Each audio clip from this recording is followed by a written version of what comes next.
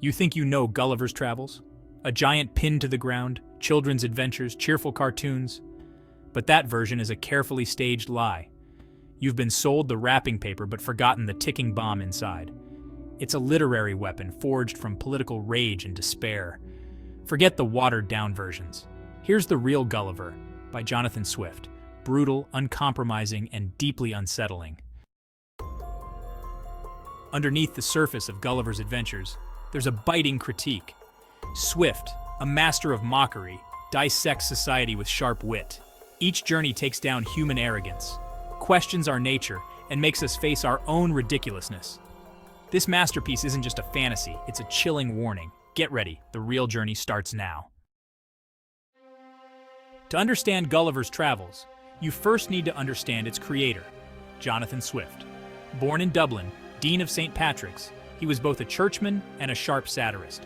Swift criticized English oppression and corruption as a direct witness to Irish misery.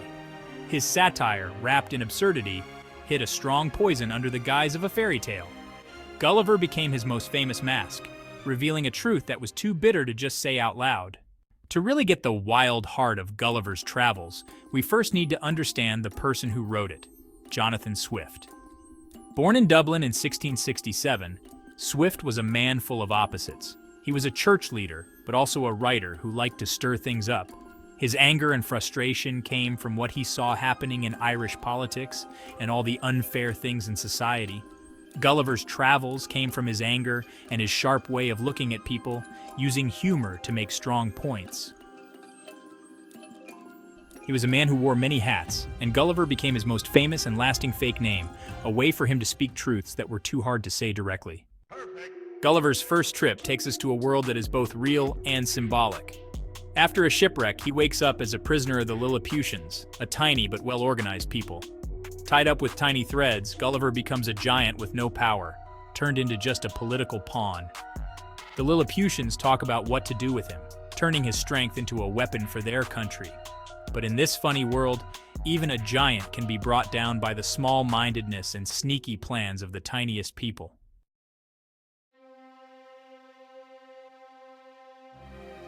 Swift now turns to the political world of Lilliput, showing how silly it is. The kingdom is split into two groups, the Tremexan, who wear high heels, and the Slumexan, who wear low heels. Their only disagreement? The height of their shoe heels. The emperor, a true politician, wears one high heel and one low heel to try and please both sides. This is Swift making fun of the English Tories and Whigs, whose arguments he thought were just as pointless in real life. By making the political fight about shoes, Swift laughs at how petty groups can be. Getting ahead in Lilliput is just as strange. People who want to be in charge have to do rope tricks, and the best jumpers get power.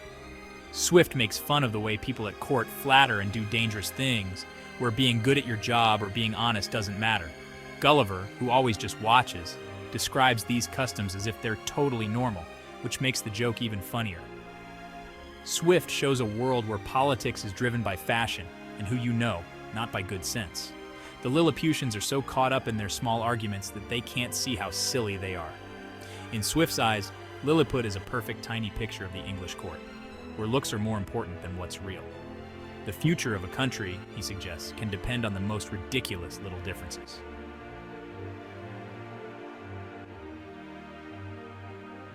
Lilliput's international conflicts are even more absurd than its politics. The empire is in a deadly war with Blefuscu, not over land or honor, but over how to crack a breakfast egg. The Lilliputians insist on cracking their eggs on the small end, the Blefuscudians on the large end. This silly argument has caused rebellions, overthrown emperors, and fueled an endless war. Swift's satire is aimed at Europe's religious conflicts, bringing them down to the level of breakfast rituals. The Lilliputians used the language of holy war, heretics, schisms, crusades, for an egg-cracking story. Swift shows how ideology, when followed blindly, justifies violence for nothing. Gulliver gets pulled into this craziness when the emperor wants him to wipe out Blefuscu. Gulliver's refusal to commit genocide is seen as betrayal. In Lilliput, common sense and kindness are crimes against the state. Swift's message is clear. In a world ruled by absurdity, being moral is dangerous. Gulliver's adventure ends with him running for his life, condemned for his clear thinking. Holy war, Swift suggests, is a terrible waste for absolutely nothing. The satire is sharper than ever, deadly serious and deadly funny.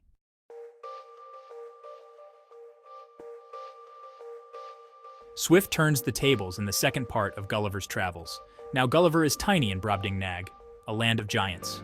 The world suddenly becomes dangerous. Grass turns into a forest, wasps are monsters, and a bowl of cream could drown him. Gulliver, once a giant, is now just a helpless oddity, put on display for fun. He's treated like a pet, a grildrig, a puppet, not a person. Swift uses this switch to criticize human vanity and arrogance. The giant's physical details are made much bigger. Pores, hair, flaws, and smells become overwhelming. Gulliver's knowledge and culture mean nothing. He's a toy in a dollhouse. His attempts to keep his dignity are met with gentle teasing. Swift forces us to see ourselves stripped of our pride and made to feel unimportant. In Lilliput, Gulliver's size gave him power. Here it makes him looked down upon. The humiliation is complete. He's no longer the mountain man, but a fragile toy. Swift's satire is tough and shows how empty pride is. Gulliver's new view is humbling and deeply upsetting. The world of Brobdingnag is a mirror that shows us our own arrogance. Pride, Swift says, is always just a change in perspective away from being humbled.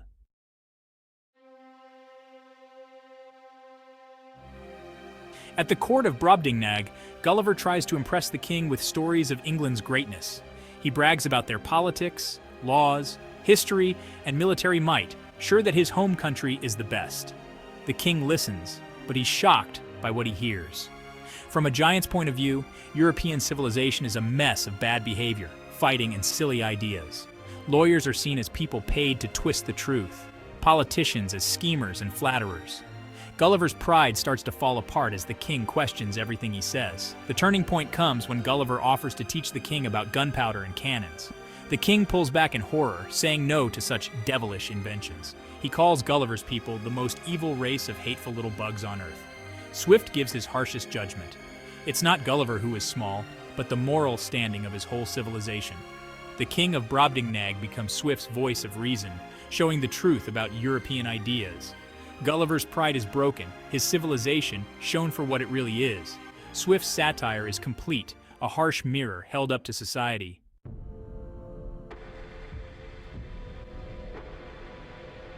Gulliver's third trip takes him to Laputa, a flying island ruled by smart people. The Laputians are obsessed with big ideas, court paws. Like math, music, and stars. Their minds are in the clouds, but their lives are a total mess. They need servants to remind them to talk or listen. That's how much they get lost in their thoughts. Their houses are crooked.